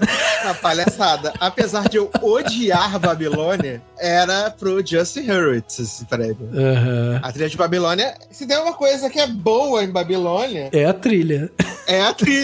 Que tem várias coisas mescladas de La La Land, inclusive, né? Uhum. Tem vários trechinhos de La La Land na trilha. Mas era o prêmio de Babilônia, gente. Bom, direção, a gente teve aí, né, a vitória dos Daniels, a gente já comentou um pouco aqui, né, justamente da falta, né, de representatividade feminina, que tinham mulheres aí que poderiam ter levado, mas eu acho que, inclusive por conta de todos os prêmios que a gente vê, né, de tudo em todo lugar ao mesmo tempo, era impossível esse prêmio não cair para os Daniels, porque um filme que leva melhor atriz coadjuvante, melhor ator coadjuvante, melhor, enfim, montagem, né? melhor roteiro, exatamente. É direção isso, né? Tem muita coisa ali de direção, então acho que era uma consequência. Acho que só fica realmente aqui esse asterisco, né, para a questão de representatividade, que tinham boas candidatas aí para entrar. E aí a gente chega aqui em melhor ator, Brendan Fraser, também meio que uma barbada aqui, né, Edu? Eu acho que aí ainda tava podia acontecer alguma coisa, né, porque o Austin Butler ganhou alguns prêmios na temporada, ganhou o BAFTA, né, então poderia. E eu digo que apesar desse ano o SEG ter acertado 100%, ter batido 100% com o Oscar, o SEG não é certeiro, né? Todo mundo lembra do ano que a Glenn Close ganhou o SEG de atriz pelo A Esposa, que tava todo mundo assim, meu Deus, Glenn Close finalmente vem aí, e aí ela perdeu pro Olivia Colman. Sim. Então é aquele negócio, apesar do Brendan Fraser ter ganho o SEG, a disputa acho que tava bem parelha, assim. E eu gosto muito do Austin Butler no Elvis, né? E gosto muito do Brendan Fraser na Baleia, né? Sim. E gosto muito do Colin Farrell, tenho que dizer, gosto muito do Colin Farrell, gosto muito do Paul Mescal, né? Paul Mescal, gente. Paul Mescal nesse filme incrível que After Sun, vale dizer. Eu não gosto muito do Bill Nye, né? Cara, eu vi Living, né? Eu vi Living no domingo mesmo, né? Uhum. E não é pra mim, esse filme não é pra mim. Eu achei bem chatão, assim, né? Eu achei bem chatão o filme. E ele tá fazendo papel de velho que vai morrer. Ele faz esse mais rabugento, assim, e tal. Ele tem essa vibe. Ele tem essa vibe, exatamente. Pra mim, assim, os três, tava entre os três, né? Colin Farrell, Austin Butler e o Brendan Fraser. Mas já tava, pra mim, já era meio barbada por conta dessas situações, assim. Tipo, o lance da transformação corporal, que é uma coisa que a academia valoriza muito, né? Sim, e também, se a gente for analisar, tanto o Ke Huy Quan quanto o Brendan Fraser tem o fator comeback. Também, exato. Tem o fator comeback. Fizeram muito sucesso, fizeram sucesso na indústria, desapareceram e agora voltaram. Sim. Né? A academia adora uma história de redenção. E o personagem que o Brendan Fraser fez, no final dá vontade de ir lá abraçar ele, né, Edu? Sim, dá vontade. Então é isso. A gente não falou de atriz coadjuvante, desculpa, a gente não falou de atriz coadjuvante, citar Hong Chau, que tá maravilhosa na Baleia, fazendo uma dupla incrível com o Brendan Fraser, tá maravilhosa. O quanto que ela ficou emocionada quando o Brendan Fraser subiu pra receber o prêmio também, né? Foi muito legal isso. Agora aqui, Edu, outra categoria que a gente pode dizer que teve um pouco aí de polêmica também, que é a melhor atriz, né? A Michelle Yeoh levando a premiação. Aliás, não sei se você percebeu, Edu, mas do lado dela... Não foi meu voto. Do lado dela estava o Jean Todt, Edu. Sim, Jean Todt que é namorado da Michelle Yeoh desde 2004, né? Cara, e eu nunca soube disso. Muitas pessoas tomaram um puta susto. Eles são muito low profile. Muito. Eles são muito low profile, mas se você entrar no Instagram da Michelle Yeoh, você vai ver que ela vai em várias corridas, né? Mas eles são muito low profile, muito. Quando eu tava assistindo ali o Oscar, a hora que ela ganhou e a câmera foi nela e eu vi o Jean Todt do lado, eu falei assim, não, o que esse cara tá fazendo aí? Sim, desde 2004, muitas pessoas se assustaram de saber dessa história. Caceta, eu fui uma delas, pois é. Mas então, por que aqui a gente tá falando que pode ter tido uma certa polêmica? Porque a gente tá falando de Michelle Yeoh levando o Oscar, mas justamente, né, o filme Tar com a Cate Blanchett é um filme de personagem, assim, né? Um filme que, até como você falou, você acredita que ela existe. Então, tipo, é um filme todo desenhado e construído em cima dela. E a Cate Blanchett tá um arraso, assim, um monumental a atuação dela, né? Minha atuação favorita, assim, imbatível, né? A Michelle Yeoh, ela tá muito boa no Tudo em Todo Lugar ao mesmo tempo, mas é um filme que ele tem muitos recursos, né? Em Tar, a Cate Blanchett, ela tá de cara lavada, com o cabelo pra trás. Sim. E é isso. E é só na atuação e em você acreditar que a Lydia Tar é uma pessoa de verdade. Ela é uma pessoa de verdade. Quando o cara tá fazendo lá no começo do filme, ela entrevista e passando o currículo dela, tu vê que ela é um misto de vaidade com um pouco de vergonha. E quando ela tá falando do amor dela pela música, interagindo com a filha, ameaçando a menina que tá batendo na filha dela na escola. Sim. Sabe? Ela é uma personagem muito foda. E a Cate Blanchett, cara, não tem como. Assim, parabéns, Michelle Yeoh. É isso aí. Mas, cara, pra mim, esse Oscar era da Cate Blanchett. E ainda teve a polêmica, né? Que no dia do encerramento da votação do Oscar, né? Michelle Yeoh compartilhou no Instagram uma matéria falando sobre tantos anos com a mulher não branca não ganha o Oscar e tal. Na sequência ela apagou, né? Mas ela fez isso porque ela sabia que se essa postagem continuasse no ar podia dar ruim pra ela podia ser desqualificada, né? Sim. Mas assim, não tira o mérito da Michelle Yeoh, parabéns, é isso aí. Mas esse ano era da Cate Blanchett, infelizmente. Era da Cate Blanchett. Era dela. A minha torcida desde o início, assim, desde o comecinho, sempre foi pra Cate Blanchett, assim.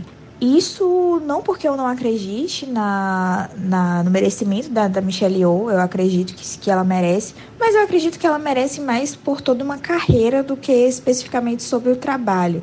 E aí é uma diferença de perspectiva, né? A gente entra aí numa polêmica porque existe uma diferença de perspectiva do que deveria ser o Oscar.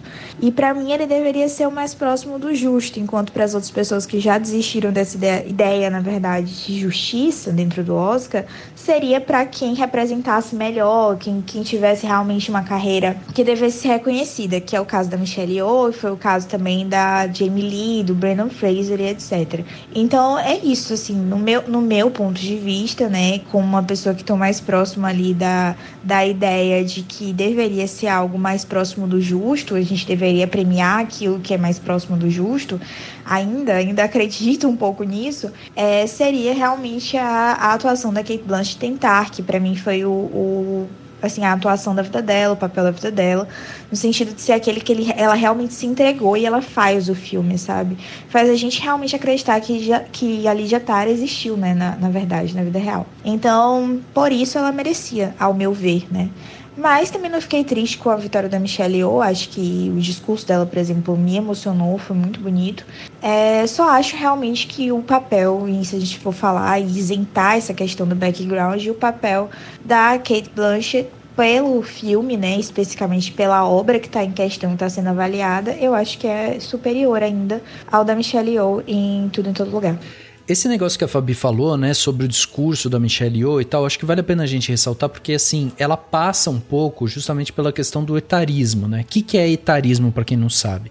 É a discriminação etária, né? A discriminação geracional, né? E ela comenta um pouco sobre isso. Ela fala justamente sobre as mulheres não se limitarem à idade, ou quando alguém fala que você tá na idade, né, no seu auge da carreira, e a partir daquele momento você vai cair e tal, para você não acreditar nesse tipo de coisa, né? Então eu acho interessante da gente prestar atenção nesse tipo de discurso e mais, né? Eu gosto muito da Michelle Yeoh, e até como eu falei antes, né, quando a gente para pensar em todos os personagens, né, de Tudo em Todo Lugar ao mesmo tempo, para mim essa é a sensação, é que eram atores que tinham uma caixa de ferramenta maior, assim, né? Porque tinha essas possibilidades enormes e tal de atuação. E eu acho que eles todos entregam muito bem, assim. Eles funcionam muito bem, são grandes atores. E essa categoria, né, de atuação, tipo, foi totalmente dominada por Tudo em Todo Lugar ao mesmo tempo. Só não teve melhor ator, só isso. Mas não teve porque aí dentro da campanha eles tiveram a consciência ali de não colocar o Ke Huy Quan como melhor ator ali, porque eles sabiam que ele ia perder. Que não ia dar certo, não ia dar bom. Exato, então assim, foi dominada por conta disso. Eu acho que é um filme que tem, né, a base muito sólida nos seus atores e não à toa todos eles foram premiados. Mas Cate Blanchett realmente é isso, como você falou, é um espetáculo. Soma-se, né, a isso também justamente que a Michelle Yeoh, ela fez história, né, ao se tornar a primeira asiática a levar a estatueta de melhor atriz no Oscar. Então fica esse registro também, né, para a história. Mas é isso, talvez tenha sido o Oscar mais polêmico, assim, seja esse, porque são duas atrizes fantásticas, realmente. Como a gente até comentou, né? Não é que esteja desmerecendo a vitória de ninguém. Não, jamais. É porque eu acho que existem momentos na sua carreira em que você entrega aquele negócio que é tipo fora da caixinha, né? A Cate Blanchett já ganhou 2 Oscars, ela já fez uma infinidade de papéis. Mas pra mim, essa foi a melhor atuação da carreira da Cate Blanchett. Assim como se a gente pegar o Leonardo DiCaprio, pra mim a atuação da carreira do Leonardo DiCaprio é em O Lobo de Wall Street. Sim, e não ganhou. E não ganhou, exatamente, não ganhou. E aí foi ganhar por um papel menor lá um filme menor lá do Regresso, né? Sim. É aquele negócio, acontece, a gente sabe, o concurso de popularidade, lobby, campanha, dinheiro, é isso, gente. Mas, assim, o bom é que ficou muito bem ganho esse prêmio, porque a Michelle Yeoh tá fazendo um trabalho excelente, com todos os méritos também de uma pessoa que tá há muito tempo na indústria e tal, então merece, mas analisando friamente a atuação, é igual ano passado, que tava tendo aquela, acho que foi ano retrasado, na verdade, 2021, que tinha toda aquela coisa da categoria de melhor ator, né, de dar o prêmio de melhor ator pro Chadwick porque ele tinha falecido, sendo que a melhor atuação do ano tinha sido do Anthony Hopkins em The Father. Exato. Né? Boa lembrança. E aí acabou que o Anthony Hopkins venceu, porque realmente era a melhor atuação, não apenas pelo fato de uma super circunstância da vida do Chadwick ter falecido, não ter explanado a questão da doença dele, né? Então houve todo um movimento a esse favor, mas graças a Deus a atuação falou mais alto, né? Sim. E aqui, nesse ano, talvez as circunstâncias externas possam ter falado mais alto do que realmente a atuação, porque acho que, assim, né, claro que são opiniões, né, e opiniões podem divergir. Pra mim, a Cate Blanchett entregou a melhor atuação feminina do ano, e é bom. Vamos ver, né, como é que fica pós-Oscar, porque ela tá falando aí de repente dar uma parada, não sabe se vai se aposentar, né? Exato. Então vamos ver o que vai acontecer aí. É isso. E aí a gente termina, né, com o melhor filme, e aí a gente tem a vitória, né, de Tudo em Todo Lugar ao Mesmo Tempo, né, como a gente até falou, pela construção da premiação, deu pra entender a linha, né, de pensamento dos votantes aí, por que deram prêmio em Tudo em Todo Lugar ao Mesmo Tempo. Você falou, Edu, você deu uma comentada que o filme não estaria no top ali, né? Fala pra mim, pelo menos o seu top 3 desse melhor filme aí. Olha, gente, você é muito criticado no Sideface, né, gente? Estamos aqui pra isso. Mas pra mim seria o Top Gun Maverick. Seria o mais Top Gun Maverick, em questão de cinema, né? Cinema que enche o olho. Uhum. Os Banshees de Inisherin e Tar seriam os meus 3 primeiros. Entendi. Nessa ordem. Nessa ordem, exatamente. E aí, ali na rabeira, eu teria o Tudo em Todo Lugar ao Mesmo Tempo, Triângulo da Tristeza e o Nada de Novo no Front. Entendi. Né? Seriam os meus menos queridos. Eu diria pra você, se fosse só o coração, pra mim, estaria os Fabelmans em primeiro e daí depois viria, né? Tudo em Todo Lugar ao Mesmo tempo. Você lembrou dos Fabelmans, né, gente? Então, o Tudo em Todo Lugar vai subir uma posição, deixar os Fabelmans atrás. Em todo lugar. É por isso que eu trago o Edu aqui, porque a falta de respeito com o apresentador é constante. É isso, tem que descer uma casinha. Os Fabelmans. Edu, no mais, teve só uma observação que eu deixei anotada aqui pra falar, que eu queria também seu comentário como nosso especialista em Oscar, né, aqui. Eu queria o seu comentário que... Alô TNT. Alô TNT. De 2024 é Edu em Los Angeles, lá de gravatinha, falando, estamos aqui, tapete vermelho. Vamos lá, não sei se você viu, mas a Margot Robbie, ela apresentou, né, um tributo em comemoração aos 100 anos da Warner Brothers, né? Ela apresentou junto ao Morgan Freeman. E essa homenagem acabou sendo exibida só na TV americana. Isso, e, depois, e saiu no YouTube, né, depois. Depois saiu no YouTube. Eu queria seu comentário sobre isso. Não fez diferença, né, gente? Isso é verdade. Parabéns, Warner, né? Não é? Acho que isso não foi problemático. Pra mim, o problemático realmente foi o In Memoriam, né? O In Memoriam foi o problema da premiação, né? Que eles não colocaram várias pessoas, né? Teve isso também. E aí é tipo assim, se você quiser terminar de ver o In Memoriam, acessa o QR Code. Gente, pelo amor de Deus. Caralho. Aí não botaram a Anne Hatch, sabe? Bizarro, assim. Foi muito estranha essa decisão do Oscar de fazer metade do In Memoriam e o resto assiste no QR Code, pelo amor de Deus. Você sabe que eu acho que a sensação que eu tenho é que parece que eles estão querendo, tipo, cortar umas coisas. Você lembra no ano passado que eles cortaram algumas premiações também? Tipo, não vai ter. Eles cortaram as categorias e esse ano as categorias que eles consideram menor tinham menos tempo pro discurso. Só tinham 30 segundos pro discurso. Exato. Tipo, até as meninas do filme do Elefante, elas estavam lá falando e de repente subiu uma música, pai, vai embora, sai daqui. Exato. Não, e é isso, a sensação que dá que eles estão querendo cortar, porque assim, eu até tinha separado essa informação aqui, que é assim, esse Oscar, ele teve 3 horas e 40, né, a mesma minutagem do ano passado, né, 3 horas e 40. Ele cresceu de tamanho, né, nos últimos tempos, porque em 2021 ele foi um pouquinho mais rápido, em 2020 foi um pouquinho mais rápido também, mas não é nada, nossa senhora, ele cresceu 200% em 2 anos, não é isso. E aí parece que é isso, eles ficam tentando aparar rebarbas assim e estão tentando cortar. E aí todas as vezes que eles cortam do pior jeito possível, tipo isso. Ano passado foi, não vamos fazer a transmissão de Oscar de tipo melhor montagem, por exemplo, uma bizarrice completa. E agora fazer esse negócio das homenagens póstumas, tipo, eles foram super criticados também por isso. Gente, pelo amor de Deus, você tá celebrando as pessoas que se foram, né? Celebrando a carreira, a vida. E aí você fala assim, seu ator preferido não apareceu aqui, gente, acessa o QR Code, você vai ver ele lá. Cara, isso é... Foi muita isso falta de noção. Muita falta de noção. Muita falta de noção.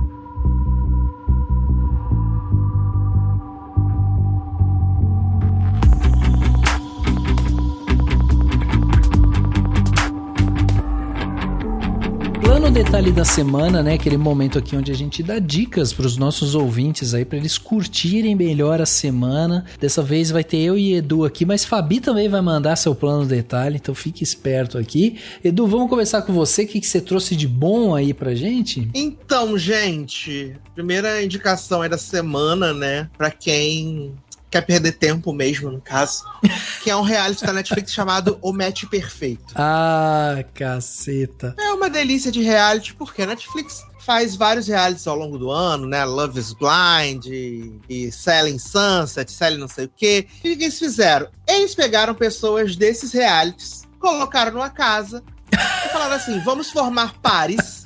E aí vocês vão ter um mês pra encontrar o match perfeito seu. Olha só. E aí a cada episódio tem uma prova de compatibilidade dos casais. Uhum. E aí aquele casal que vence tem o direito de escolher 2 solteiros pra entrar na casa. Aí num episódio são 2 solteiros homens, no outro episódio são 2 solteiras mulheres. Só que quando esses solteiros novos entram, continua só sendo 5 casais. Ou seja, 2 pessoas vão embora. Uhum. Ou seja... Se você tem o seu match, pode ser que não seja garantido você terminar a noite com o seu match. Você pode ser eliminado porque seu match te trocou por outro. Caraca! E aí eles vão fazendo isso, né? Até que chega ali o 30º dia, onde a gente vai ver os casais que se formaram. E dentro desses casais vai ter uma votação de qual casal é o match perfeito. Uhum. E assim, são 12 episódios, né? E é legal pra quem acompanha os outros realities da Netflix, é legal porque você vê as carinhas ali, né? Ah, esse aqui eu vi do The Circle. É verdade. Você vai batendo, esse aqui eu vi do The Circle, esse aqui vi do Casamento às Cegas, esse aqui do Selling Sunset, né? Você vai batendo as figurinhas. E é assim, pra passar o tempo, é absolutamente tudo na minha vida. Eu adorei, assim. Eu comecei a ver ele no carnaval, né?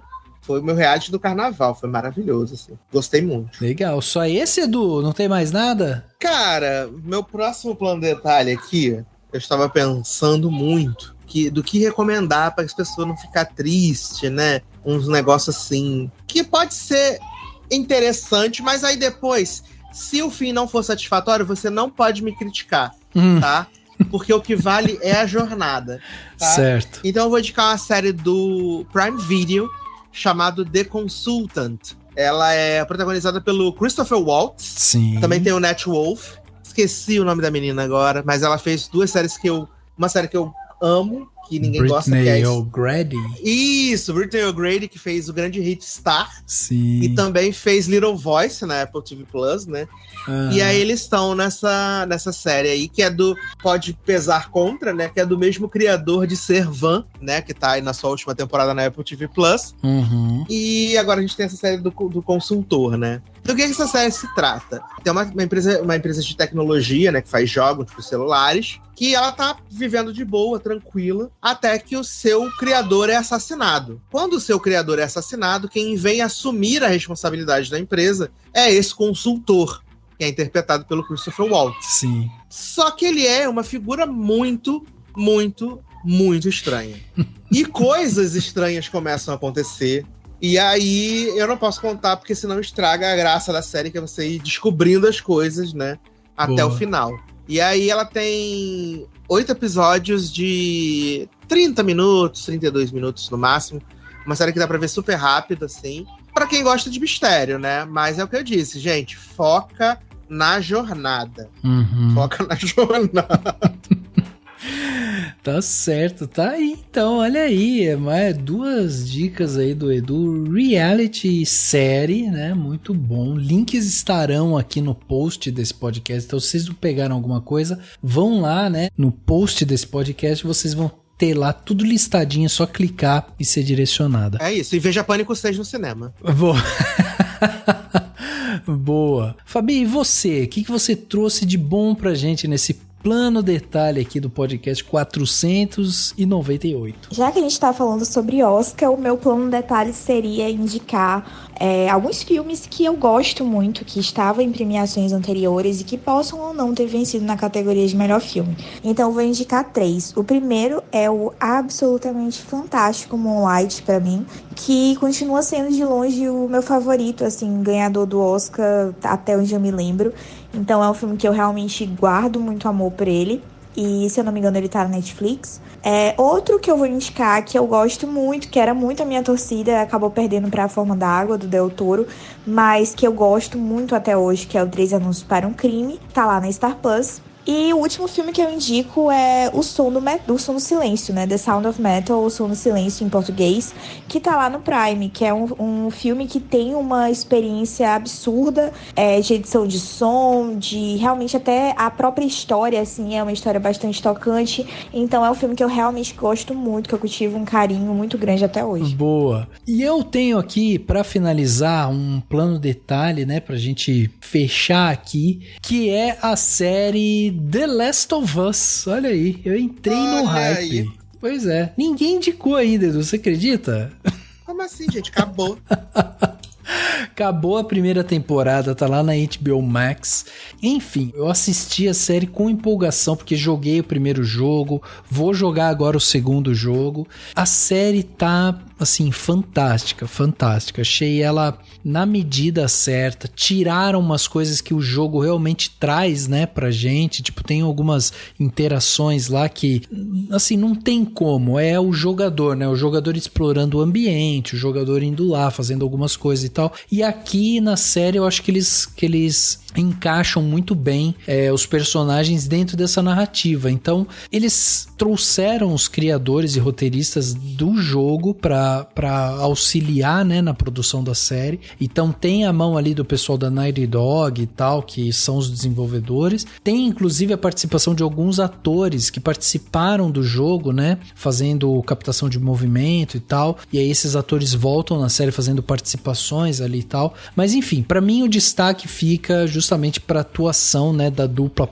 Pedro Pascal e Bella Ramsey, que é o Joe e a Ellie na série. E aqui a gente tem a história de um personagem duro, machucado e tal, que é o Joe, que é um sobrevivente, né, de um período ali que acaba acontecendo, né, uma infecção por fungo e tal, e ele é um cara completamente ressentido, pesado, triste e tal, e aí ele conhece a Ellie, que detectam nela ali que ela tem uma certa imunidade a esse fungo. E aí ele tem uma missão de levar a Ellie até um ponto onde podem tentar descobrir ali uma vacina, alguma coisa que ajude a comunidade a superar justamente essa infecção que acabou, né, com a civilização da maneira que a gente conhece. Uma das coisas que eu acho que é muito feliz na série é que logo no começo ela já data, ela chega lá e fala, ó, essa série tá se passando em 2023, ou seja, nos tempos atuais, assim. Eu acho isso muito legal porque daí já impede a gente de ficar, nossa, mas como que seria? Ou,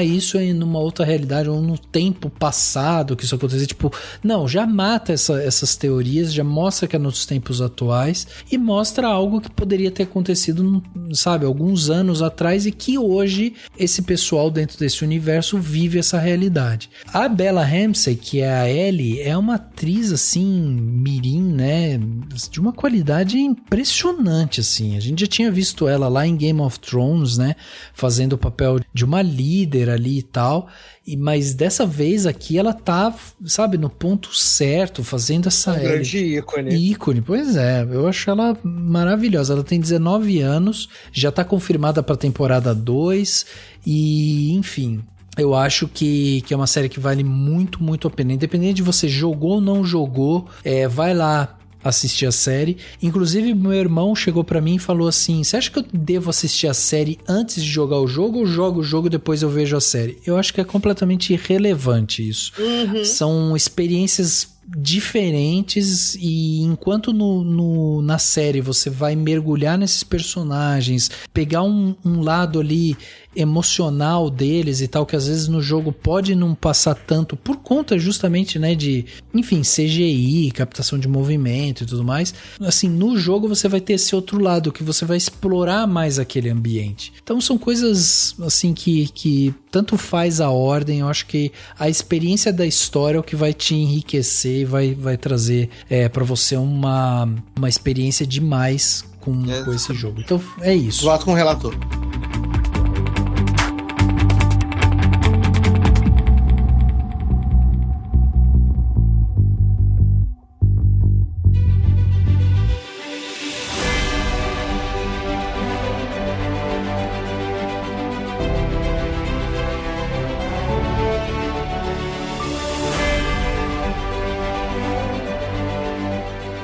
Edu, queria agradecer aqui sua presença dentro do podcast. Cara, que bom que a gente pôde gravar, manter a tradição de Edu Sasser comentando o Oscar. 2024 estaremos aqui novamente comentando o Oscar. Olha aí, já tá renovado. Já tá renovado esse contrato. Muito obrigado, Edu. E diz pra gente aí, quem quiser acompanhar seu trabalho, acompanhar as coisas que você faz, suas opiniões sobre outras coisas também, como é que faz pra acompanhar você nas redes sociais? É isso, gente. Logado, né? Pra quem não sabe, Logado tem 2 Gs, né? E aí, todo domingo tem o Logado Cast. Em algum momento do seu domingo ele sai, né? Atualmente ele tem saído ali por volta de 1h, 2h da tarde.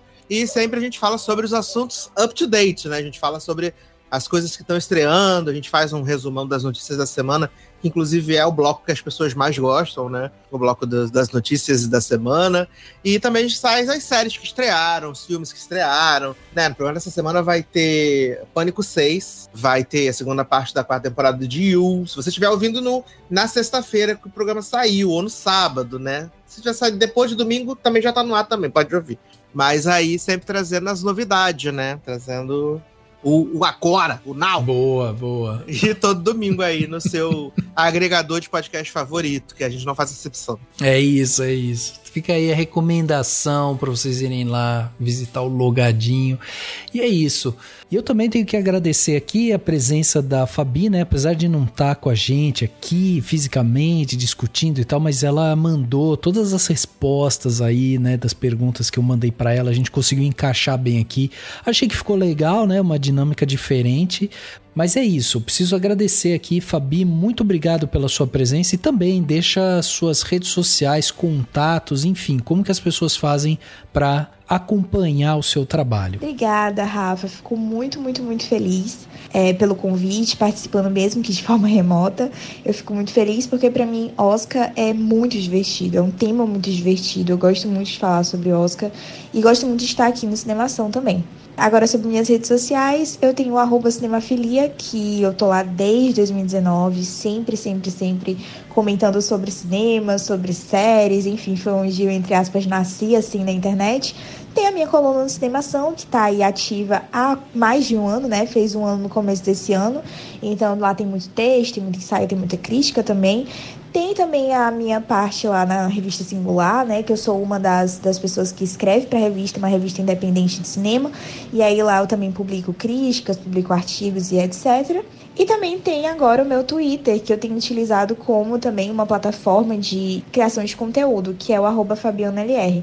Tanto no Twitter quanto no Instagram, no Linktree, tem alguns outros links, né? Como Letterboxd, TikTok, para quem quiser me conhecer melhor. E é isso. Demais. E é isso, gente. Se você gosta do nosso trabalho, né, lembre-se de nos seguir no Spotify, assinar na Apple Podcast, se inscrever no Google Podcast ou no Castbox e favoritar no Deezer. Assim você garante que vai receber todos os nossos episódios assim que eles saírem. Envie também seu comentário, né, sobre esse episódio ou outros através das nossas redes sociais, né, sempre procurando por Cinemação, ou ainda pelo nosso e-mail contato@cinemação.com. E se você puder, contribua com o nosso canal tornando-se um apoiador. Através do valor de um cafezinho, você já ajuda demais a gente aqui. E o link para você se tornar um colaborador vai estar no post desse podcast. Vai lá então. O podcast Cinemação 498 fica por aqui e a gente se vê no próximo.